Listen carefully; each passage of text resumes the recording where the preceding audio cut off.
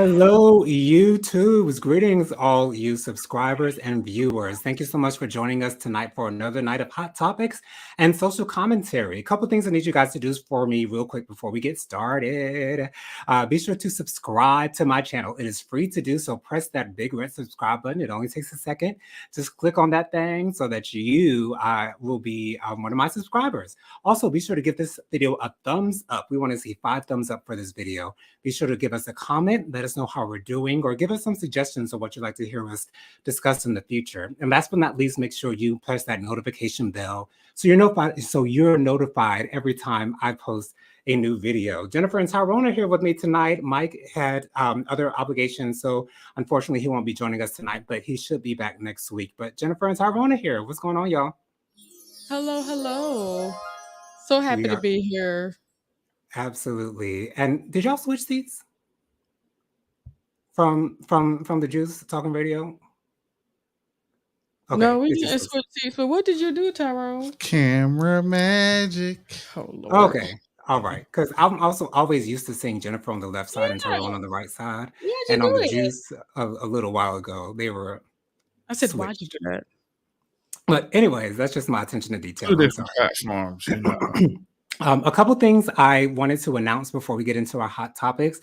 We want to send our condolences to the family of Andrew Woolfolk. He was the saxophonist for Earth, Wind, and Fire, and unfortunately, he passed away at the age of 71. So we send our condolences out to Mr. Andrew Woolfolk's family. It's been reported that Vice President Kamala Harris is COVID positive. So, of course, we want to send our condolences out to her as well. She does not have any symptoms or anything of that nature, but we just hope Well for the best. wishes. Well wishes for her. You said And condolences.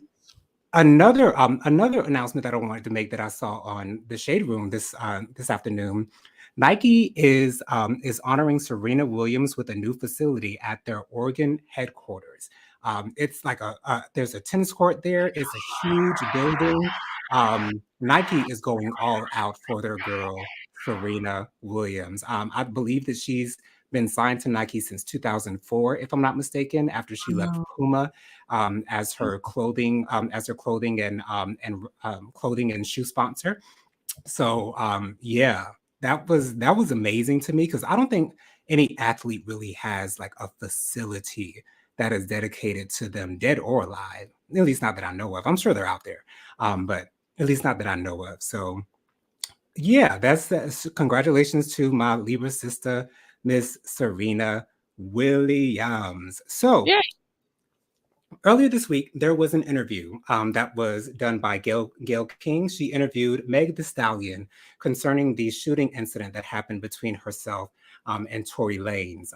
She gave great description as to what took place. She even admitted the fact that she told the police that she had just stepped on some glass. So people are saying that there was inconsistency with that. There are reports that she was in fact shot, although there are some people who think that she is lying about being shot. But Meg was shot. For those of you guys who don't want to believe that she was shot, I don't know if you guys saw the reports, but there are still fragments of bullets in her foot. So use your common sense, people. But there are a lot of people who feel that this might not have been the right move.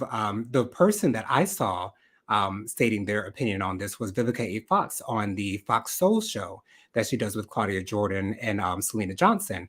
And she said that she didn't believe that this was a good look for Meg the Stallion. She felt as though Meg should have waited until the case was over to address it.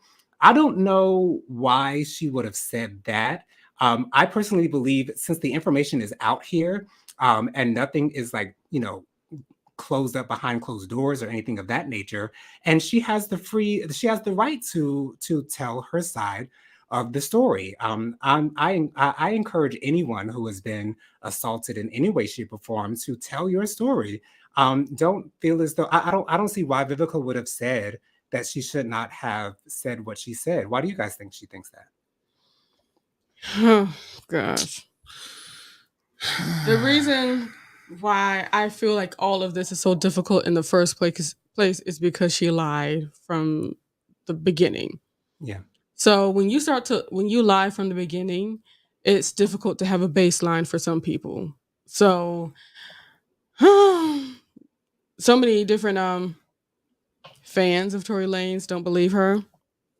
And I mean, Tory Lanez did everything he could, and he did a very good job of trying to discredit Meg Thee Stallion.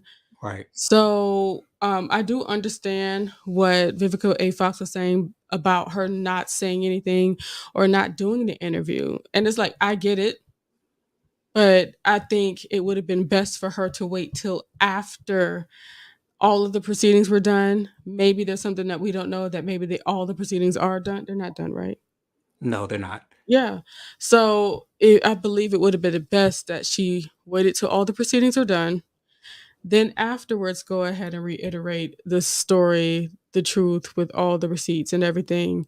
But still, there will be a huge number of people that just don't believe her. And she messed up by trying to protect him in the first place. I think that's Right. where And she and screwed her up. reasoning initially was that, she didn't want anyone to be killed. She was nervous that the police officers would shoot first and ask questions later. And I, Mhm. I, I really do understand that. I mean, seeing how Meg Thee Stallion probably came up, and the recent happenings. I believe she said that the George Floyd case had just happened around that Recent. time, and Absolutely. so I understand her fear. For not wanting to tell the truth, and again, she was protecting Tory Lanez. At the Mhm. end of the day, and Gayle King asked her if they had a sexual relationship, like She point should blank, have been period. real. She should have been real about that as well. Ye- She should have been as specific as possible because the way that she was like, Yeah, she like should have said, we might have done some things, but as far as sex is concerned, we haven't had intercourse. And she could have kept it like that. Or she should have said, I mean, yes, it was a mistake to do so, but yes, if she would have kept it like that, it would have been, just another step, because now that's another thing that nobody's believing her about. Again, nobody believes right, that she's telling the truth with that. I don't right, think and it's her. like because when she asked that question and Meg didn't answer within like the first 5 seconds, I was like, Okay. oh, because I It should wasn't have even because I think I was playing a game on my tablet, but like I been. wasn't Mhm. even looking at it, and I had this feeling like, oh, okay, so this must be a yes or a kind of. So yeah, Tyrone, what do you think about the situation? Um, my heart goes out to her because I believe is she was looking to pursue a relationship with him, Hmm, and this incident happened. She covered him, but right, he didn't cover her Mhm. for whatever reason that was. Even if it was an argument between you guys at moment in time, so I for her to come out and have this interview, it is a bit of a detriment, but it's also a upswing of things because she has her version of the story completely out there now. And also the receipts that the friend that was there actually sent that message of text to her security saying right, that just verbatim he shot her. Because right, I think ultimately the decision behind doing this is because she didn't trust the court system to have right, her back and get exactly. her side of the story out there. Mm. All of Yeah. it's sad, but I'm just looking forward to whatever's going to happen in the courts. I just want to see what happens with that. That's it. Right. Like, I'm hoping that justice is done. I'm praying that Megan gets her justice. It's a really messed up situation. It's also been Mhm. announced. I don't know if you guys know this, but Meg Thee Stallion on the last season of Legendary, which is like a house type of Yeah. show on HBO Max that does the voguing and the Mhm. realness categories and things of that nature. Kiki Palmer will be replacing Meg Thee Stallion for that show for the next season when it comes out. So I'll definitely be watching that show. But yes, the thing is like with Meg Thee Stallion, like I can truly see that she is such a truly genuine, Yeah, good she woman. is. Like she is a good woman, and I just hate that this happened to her. But But anyways, oh, go ahead. that's something that happens quite often on the rap side of the industry. Mm. Mm, You that's true. know, where it and it's sad because like no one has their back, Right. and people are like, "Well, you knew what you got yourself into," type of attitude towards it. You know what you were doing when you were hanging with them, and it's like, yo, you don't expect to get shot. You don't get. Mhm. You don't Exactly. expect to get slapped in the face by somebody or kicked out the car while the car is still moving. You don't expect that to happen. Mm, mm, mm. Right. And another thing she said during the interview was that, the connection she had with Tori, they connected over the fact that they had both lost their mothers. And I thought that was a really sweet thing. And I can understand if that led them to getting into some type of situation, whether it was a relationship, sexual or not, whatever the case may be. But, it seemed like there was something genuine there. And it's sad the way that things really played out. But again, I'm praying that justice is seen in this particular case. So Absolutely. recently, there was a clip of the First Lady show that will be coming on Showtime concerning three specific First Ladies who have been in the White House. And there had been a lot of backlash coming up against Viola Davis strictly from the pictures, just strictly from the pictures. People were really, really getting down on Viola Davis. And as I said in last week's video, I said my feelings about it. You know what I'm saying? Like, the pictures, they worried me. They worried me a whole lot. And then we get this video of of a clip from the show. And, my thoughts were then seen on the screen. What did you guys think when you saw that video? Sure. Uh-oh. We tried our best to stick up and stand up for our sister, Yeah. Viola Davis, but child, it was difficult to watch. It Yeah. was so hard to watch, man. I am huh, saddened that that is the case. It's like what was she doing? Like I get that she does make those faces, but it just felt like it was almost an over exaggeration. It didn't Mm. feel like anything was natural to it, and I was like, oh Yeah. gosh, I couldn't watch it. No, I had to turn my head. I said no. Yeah, the first thing that came to my mind was she's trying too hard. It It's like almost it's almost like a mockery, and I don't want to make that sound as bad as it sounds, but it looked like a mockery of her. Like it looked like it was an SNL, not an SNL skit, but it didn't look like it was serious for the type of show it was that this is going scary. to be.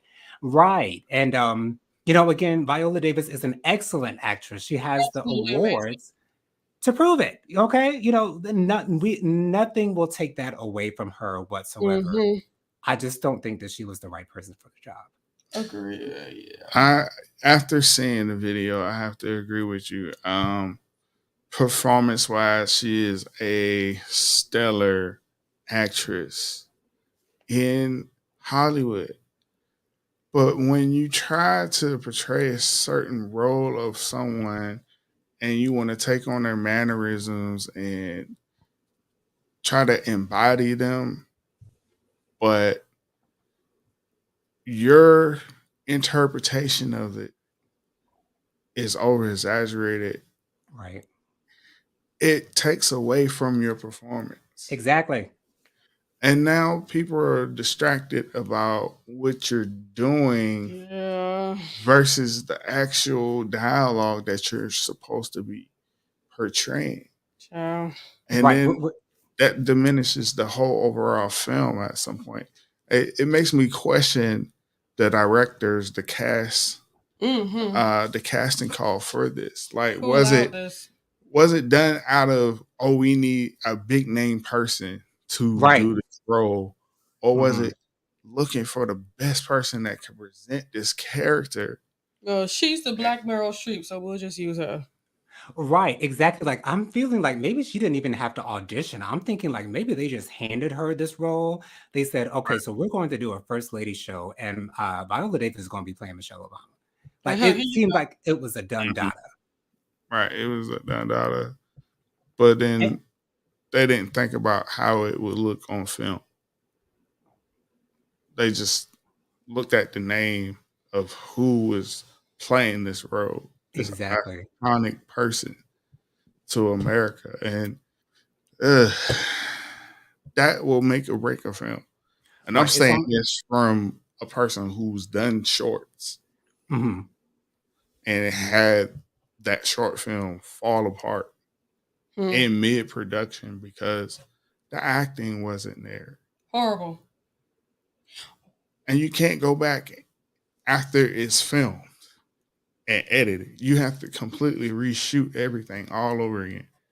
Right. It's like they saw this through, say, they saw the vision of this Mm, TV show through rose-colored glasses. Like they saw what it could be. They saw the potential of it. Because, I mean, I would think of Viola to play her as well, maybe initially, but let's get her to an audition and let's see how it is she's going to play Michelle in this particular show so that we can see what we're going to get out of it. And I love what you said, Tyrone.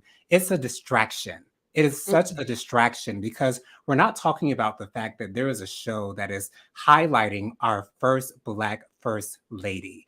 But we're mhm. talking about the facial expressions of the actress who was playing her. And I think that's a really sad thing that we can't really appreciate the art for what it is. It's something that I hope that this is a lesson that casting directors and directors out there can learn. That there's a process to this thing, and you got to stick to the process. Because when you skip, maybe and again, we don't know if she actually auditioned. This is just speculation on my part, but I feel as though if you don't go through the right process, then and you start skipping steps, then that's when you Mm. get a product that is less than what it is that it Well, was true. intended to be. But on to our next topic. There's big scandal concerning Mr. Stephen A. Smith. Now we all know that Stephen A. Smith is an extremely outspoken sports analyst.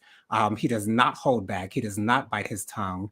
He says exactly what comes to his mind as it comes to his mind and just blurts it on out. And so there is a player on the Brooklyn Nets by the name of Ben Simmons. And apparently he didn't play for the third game of the playoffs, but he played for the fourth game of the playoffs. And so Stephen A. Smith went on to call him out, saying that he is pathetic. He used the word pathetic on a number of occasions. In the history of sports, he used that phrase in the history of sports.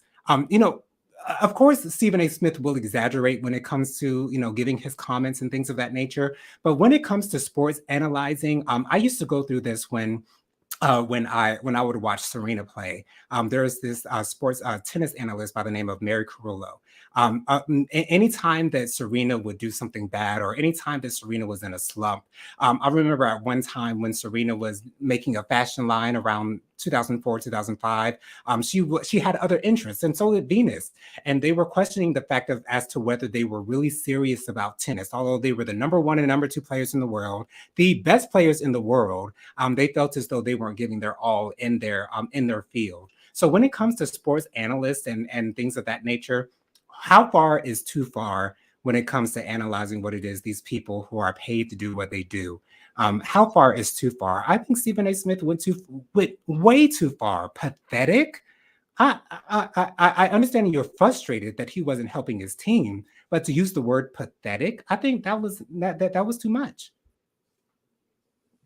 Go ahead, sports man. I agree. I see Stephen A's passion and anger towards the outcome because the Ben Smith Simmons team ended up losing in the end. You watch your team from the bench go 3-0 Mm, down, and then you decide, hey, I think I'll play.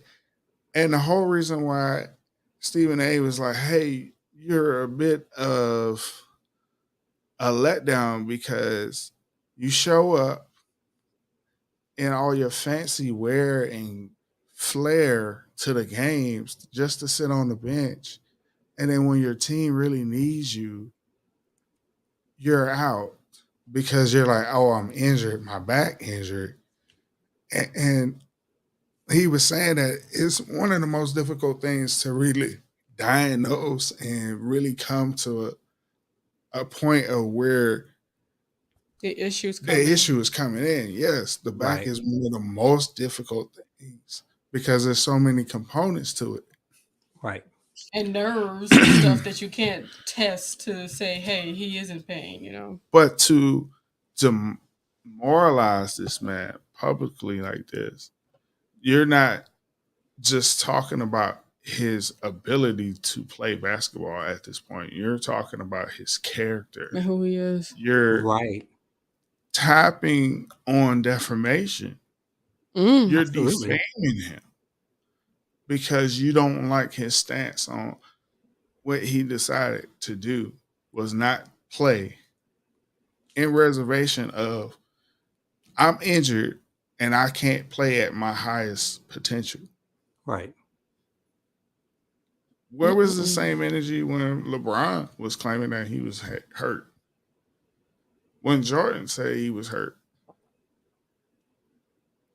Right. Well, And true. Jamie Foxx also brought up a point that, it seems like Stephen A. Smith seems to be really, really hard on the basketball players, but he doesn't seem to do the same for all the other sports, No. specifically football. He specifically said Aaron Rodgers and Tom Brady, and those people who are very prevalent in the football field. But yeah, again, I don't watch ESPN like that, and I really don't know Stephen A. Smith like that. But I do know his character and I do know what he does typically. So this didn't surprise me. However, I was disappointed by what he said. Jennifer, did you have any thoughts before we move on to the next topic? I don't watch other sports. Gotcha. Stephen A is a basketball head, has always been a basketball analyst at heart. Football, baseball, yeah, he can analyze and give his opinions on it, but basketball is what he's most passionate about. And he, knowing him, he doesn't take kind to people that don't go all out.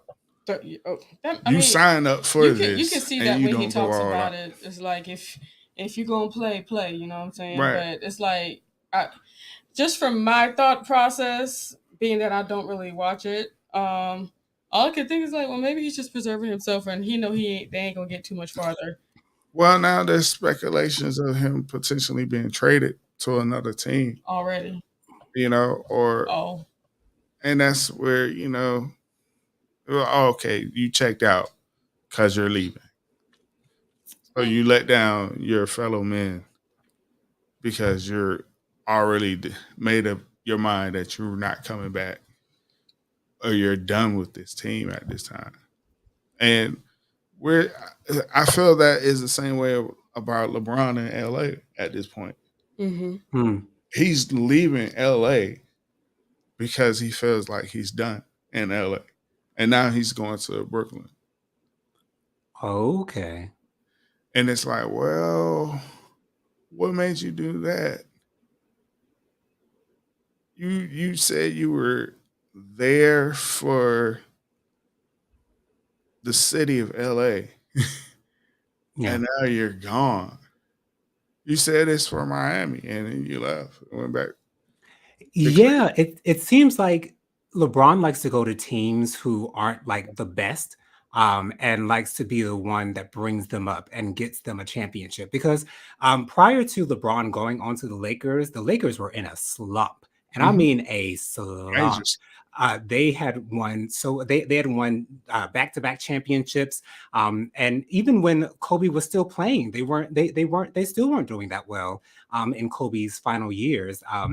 Playing for the Lakers. And so when LeBron joined them, I didn't expect them to get a championship personally, even though I don't watch basketball for nothing. But I didn't think that they were going to get anything, and they came out with a championship. So LeBron is proving himself to be the king. But yeah, that's what that is. But on to the next topic, we're going to get into some politics, which we typically do not get into.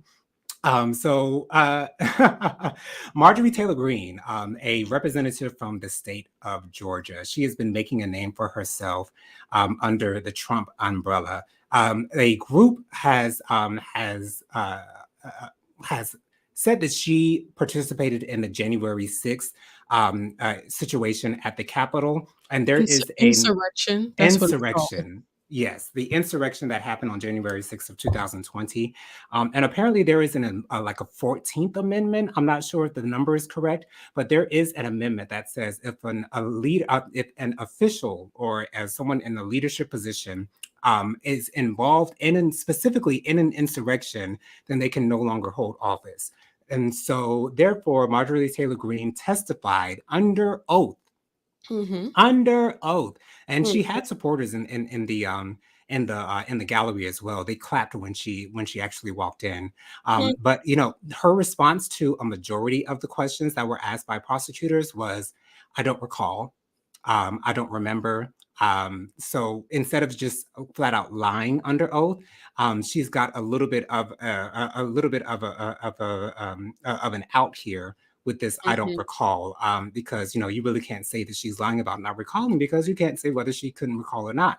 But Exactly. there was a question specifically concerning Nancy Pelosi that Marjorie Taylor Greene actually said verbatim, and she said, "I don't recall saying that." And then the prosecutor said, "Oh, well, let's play Exhibit A," and then she said, "Oh, wait a minute. Now, I did say that she was not protecting the borders, and so therefore I believe that she was going against her oath of office."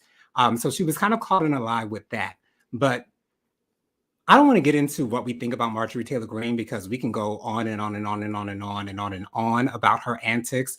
But what do you think about her taking the stand and taking this defensive measure of saying, "Oh, I don't recall," or trying to make it so that she can be reelected because they're trying to make it so that she cannot be reelected.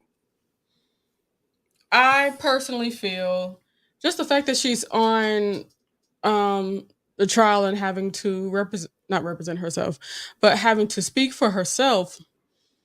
It is awesome, of course, but of course there are so many ways to look at it. I'm sure people that's on her side feel as if she's going to vindicate herself and she had nothing to do with this, though we all know that she was here for all of it. For all we know, she showed everybody allegedly where everything was that day before when there was a major crowd, where they were, what I'm saying, showing the building and whatever. But I hope she can get caught in some more lies.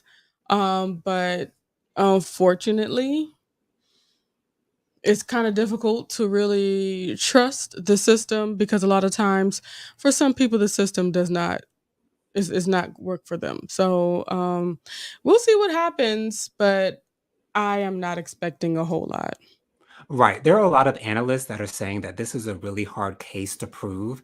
And it's hard because it's hard to prove that she knew that an insurrection was going to take place and that she was actually involved in the insurrection. Now, they did play videos during her testimony in where she was speaking of the events that were to take place before they actually happened. She was inviting people from her constituency to come to DC to participate in the rallies. So they're building a case up against her, but to prove it is going to be hard for them. Tyrone, what are your thoughts on this? Um, it's all a joke to Hmm. them Yeah. Yeah, because they didn't get caught on the day of and put under the jail for their involvement in Mm. it. It's a joke to them. So right. they'll come up to the stands and say whatever they feel. As long as they can get away with it, they're going to get away with it. It's Mm-hmm. not until the people who have the authority to put their feet to the fire take it serious and bring the facts, the stone cold facts, because that's all they want. They were like, well, if you don't have the facts, I can get Then away with it. because the courts work with facts. That's what the court works with, facts Absolutely. and evidence. And the And fact Receipts. the facts are she was a very pivotal person in bringing the people there mhm, and gaslighting them Hmm. and gaslighting this lie. and keeping a lie going on, and then turn around and you're one of the ones that's saying, well, we need to overturn the election. Mm. Right. And one of the funniest things that I found during her testimony is that she doubled down on the fact that she did not believe that President Biden actually won the election. Like she actually said during her testimony that it was not a free and fair election. Like she literally said that under oath. And I cannot believe it. I really could not believe that she said that because it seems like that would work against her claims that she was not involved You in would the think. January 6th attacks. That's what you would think that would happen, but there's so many people that are continually pushing that narrative that he wasn't officially elected. Right. And now you're starting to flip the narrative into, well, he cheated. We can't prove it. Hmm. We know you cheated, Hmm. and we're going to put you in jail for it someday. And it's like, did y'all Right. count the votes yourselves? Well, and that it's just a bunch. It's a circus. Right. I mean, have they noticed that Hillary Clinton is still walking these streets? Have they Still noticed that she's Okay. still walking free? free. Okay. Right. And Man, the funny thing is, during a deposition in 2015, Donald Trump did the same thing. He said, "I do not recall, I believe, 59 times during a Mhm. deposition in 2015." So, this is just what they do, and it really just shows where we are in America, and it's Mm. really scary to me. Right. Um, Again, yeah, that people would believe things that people said just because they're in your party.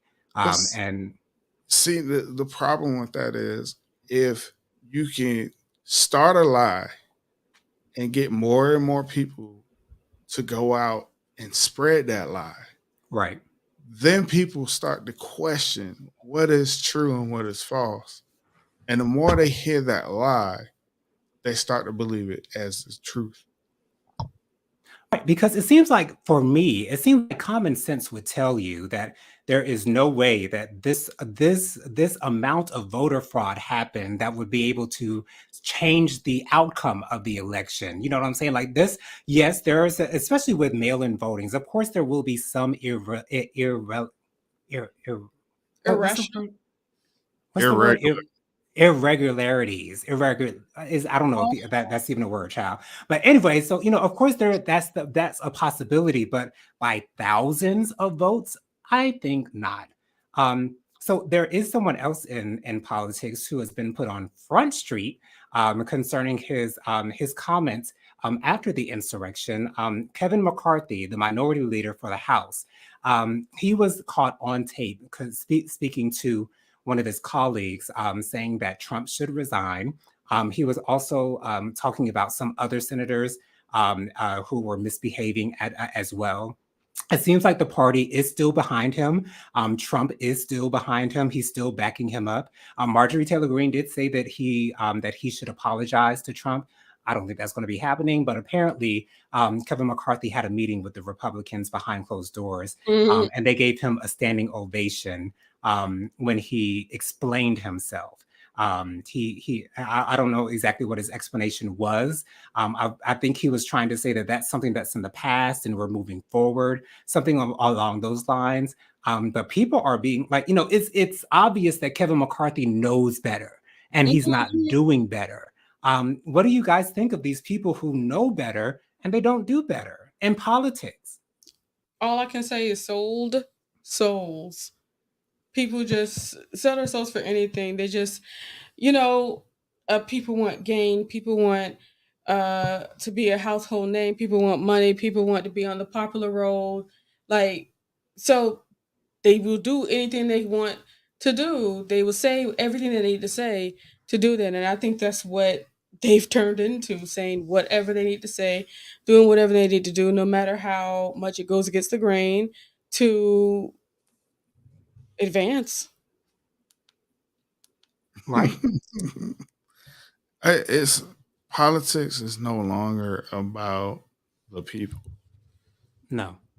not the regular people. It's all about the people within your party and what y'all can gain from working with each other and how much you can take from somebody else. Hmm.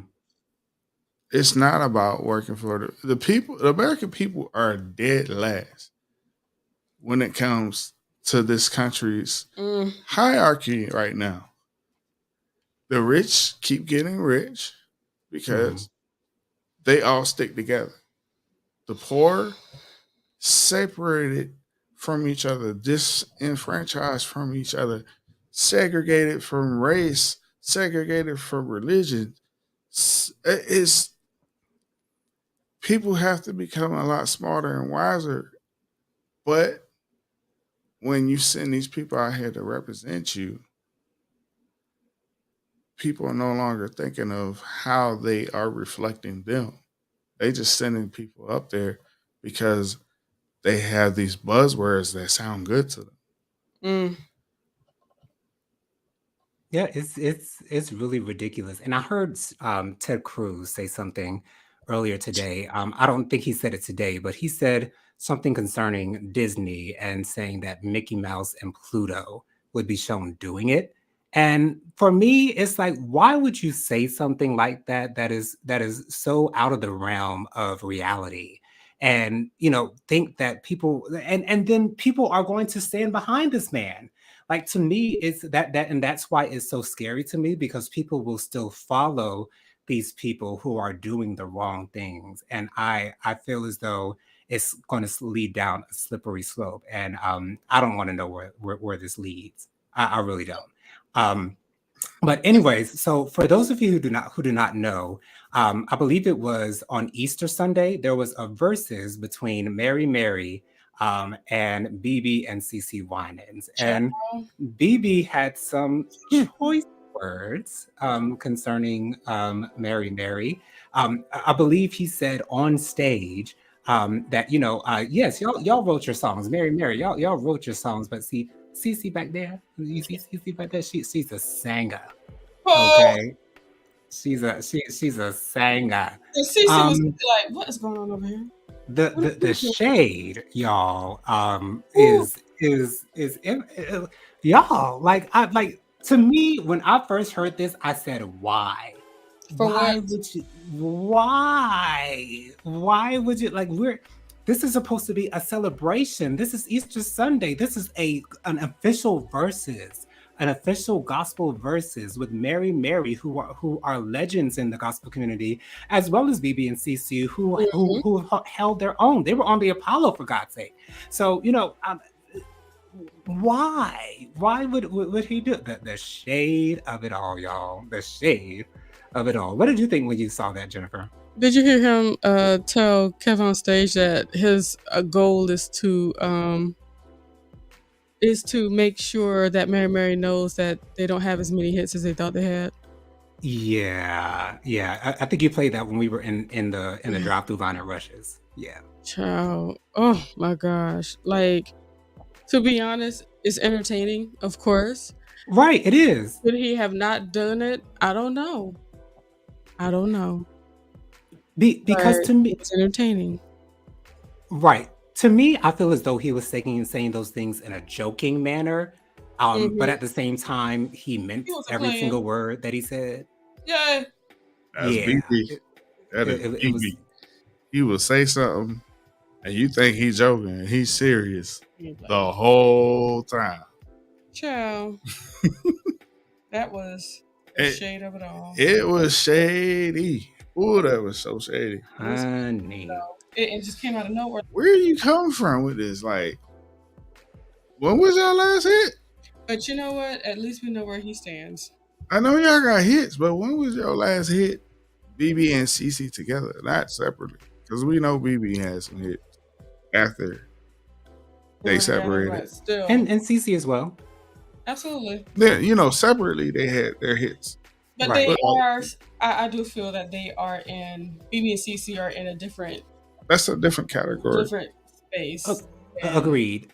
But that's what happens in these verses. You get two people who are in two totally different categories. You have your rare occasion where you have Brandy and Monica who are Mhm. who are on pretty much on the same level. Yeah, But other artists, they're going to be on different levels. So you know it's what's funny? Like with Brandy and Monica, they're on separate levels, but on hmm the same level, but for different reasons. You know what I'm saying? yeah, that's true. Because then comes in the argument of who can sing better and things of that nature, but who had more hits, who had the better songs that touched you. Like it's a back and Right. forth. And who had the better discography, and Yeah, you get into all of that. But it was funny. Like, to me, it's funny. it it, made you cackle. it made me But it made cackle. right, I, but it I made was sad by it too. I was like, "Dang, home, man, why can't we just celebrate the music? Why does it have to right. be somebody coming for your neck like that, man?" It's But like, then again, it's like he's doing something that a lot of Christians don't do. that's fact. Keep it real. He kept it real. Keeping it real, exactly. Mhm. Which is why, like, I don't really. I almost want to say I don't fault him for saying what he said, but maybe not on the platform in which he Yeah, said it. yeah, Yeah, I Like, yeah, agree. maybe not on a national stage where you have millions of people from Instagram that are tuning in, and you have a huge crowd of people right in front of you who Mhm. are going to hear every word and hang on to every word You that you repeat it. say. what? Right, and repeat it. But Oh from a well. marketing standpoint, you got people going back to listen to your music now Sure and do. comparing That's you too. But like, let's that's see true. how good your music was for real. Let's see how I it really personally do was. think it was better than the Marys, though I do enjoy the Marys. But I feel like BB and CC had something really unique going on over there. Yeah, Oh, yes, absolutely. And I think it's mostly their voices that put them on that level. Because BB has a voice like none other. Like, I mean, yeah. And I feel as though CC has one of the strongest alto voices that I have ever heard. And Mhm. so, they've paid they've paid their dues. And so, Every um, dude.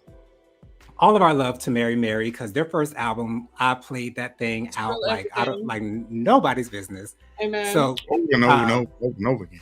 right, exactly. So, anyways, on to our next topic. So, recently, David Banner had something to say concerning Jack Harlow. For those of you who do not know who Jack Harlow is, he is a Caucasian rapper. He was featured on Little Nas X's song "Industry Baby." That was a number one. Okay, number one on the charts. And so David Banner said that Jack Harlow's whiteness is a benefit to his career in rap. Do you agree with what he said? I'll go first. I do agree. And the reason why is because let's be real. Us African Americans gravitate towards white people that not only can do the hip hop stuff, Hmm. but do it well. Yeah. And it's the one that does it well. The white people out there in the streets that see a white person doing hip hop and doing it well, they gravitate towards that because they got some good music. It's not often you see a whole lot of white people that can do it like that. So I agree. It does help. And of course, I know it's getting the lines are getting just a little bit more blurred these days, and Right. people are becoming way more tolerant of African Americans. But when they see a white person doing it and being themselves, and that's Right. another thing, us black people, we like to see people of the another race doing our thing, but doing it their way, still paying homage to the people that started it, which is the African Americans, and then still having their own little swagger about them. They may be a little bit weird, but they're still doing their thing and not trying to be some black man. Right. That's what we can respect. And I think that's another reason why he's winning. Hmm. Yeah, like just think of the white rappers that we know of. Eminem, he's do you think he's benefited from the fact that he was white? Like if he was black, would he have been as big as he was? I don't think he would have been. Yeah, he wasn't No, perpetrating, and you no, could see that he ain't no dancer. He wasn't out there doing the two step or nothing no, like that. not like He was Vanilla, never being nothing that he ever wasn't. So, not like Vanilla Ice was. well, I did. Vanilla Ice could actually dance. So Yeah, he can actually dance. And I think he got a little bit of soul in him, just like a little, yeah, like just a tiny, teeny droplet he does of so. soul in him. I agree. Yeah. Respect. I agree. It makes you stand out. It does. It does. Because when you're in a sea of white people who all do the same thing, but then you're in a sea of black people who are different from you, but you are on that level where you can do the Hmm. same thing that they do and do it well, then that's going to up that's going to up your game. Right. And people are going to look at him and say, because we as black people, we are very welcoming to invite people into Absolutely. what Yes, it we is that we are. do. That's why we have the discussion: are they invited to the cookout? Because we're going to invite some And the people can chance, come and actually to the cookout. the way that Jack was doing his little jig or whatever, getting his little thing in, I'm Yeah. like, Right. okay, sir, Yeah. I'm all right with that. Yeah. I Because approve. he was very respectful. Not only respectful, but he wasn't out here trying to be something that he ain't. Right. That's Because something that African Americans can respect, being yourself, because we have to fight to be ourselves every day. And if exactly. you gonna come into our regions and trying to be us at the same time, everybody will be able to see directly through it. Like for other artists or whatever, sometimes you could just see right through. That's not you. But Mm, Jack, he does his thing. Now, what upsets me is when it comes to crossing the other side of those tracks. For African Americans to go into predominantly white Like areas country of music. music, Okay, they yeah, want to because kick us we down. can do And pop all day. We can actually take over pop all day, yeah, Right. and we do. But Hmm. when it comes to country they don't want music, us in there. they don't want us over there at all because, well, first of all, let's be real. We started country music in the first place. They took it and tried to keep it for their own, and they wanted to. A lot of them wanted to be a white space, but there's already black people that's dominating in the country industry as well. So hey, Right. The woman who sang the national anthem was a black country artist. I can't remember what mhm, her name was, but she did an yes, she did. amazing job. Shouts out Um, to Darius Rucker, Right. okay, South Carolina's own SC represent. Okay. killing the game as a black man doing the country and doing it well. Regina says, "Hey, how you doing, Regina?" Hey, Hey, Regina. Yeah, But yeah, it seems like country is sacred to them, and they want to keep it sacred just for yeah. themselves. It And can be sacred though because y'all didn't. It's not y'all didn't it do it. wasn't y'all's from the That beginning. wasn't y'all's. And y'all want to act like y'all originated music, period. Child, if it wasn't for black people, them slaves, child. If it wasn't for all that carrying on that they were doing, Little Richard started come on, rocking, bro. give him his flowers, give him his due. It was him, child. I'm sorry. Go ahead. it's all right. That was our last topic, anyways. But we want to thank you guys so much for joining us for another night of hot topics and social commentary. This hour went by really quickly.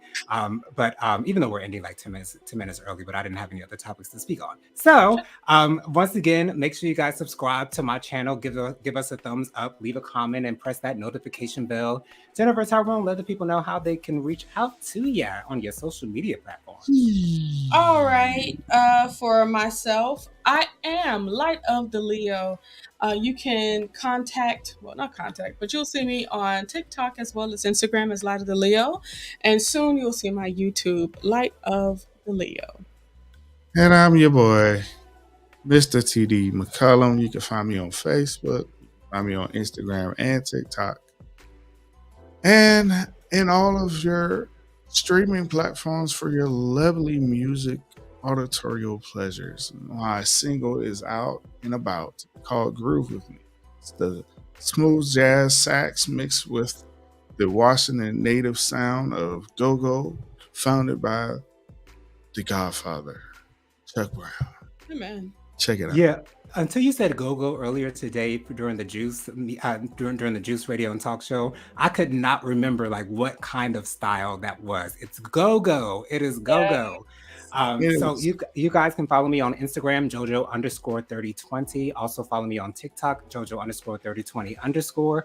I am also on Facebook, Jonathan Lee. Find me on there. And also, if you want to email me, you can also email me at williamjonathanlee@gmail.com. Once again, we want to thank you guys so much for your support. Thank you guys so much for viewing this. Make sure you share this with all of your friends, all of your family. Let them know that JoJo Speaks is on the YouTubes and we doing our thing every Thursday at 9:30. Once again, thank you guys for your support, and we will see you next week at 9:30. Say bye, y'all. Peace. Bye. We out.